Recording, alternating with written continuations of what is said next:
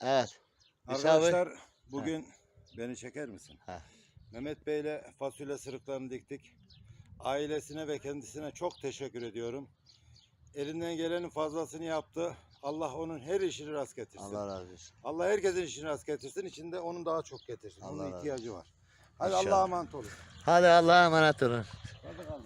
2-3 gün sonra şey yapacağız. Yarın. Abi atacağım videoları. YouTube'dan da izlersin. Yarın su damlama şeylerini falan atacağız. Ondan sonra da fasulye ekeceğiz. Hadi görüşürüz. Bugün de bitti mesai. Saat kaç? 18:57. Bugün kafaya taktık, bu işi bitirmeden gitmeyeceğiz dedik. Fazla mesai yaptık, hem de hiç mesai şey yapmadan. Adam da günahtır.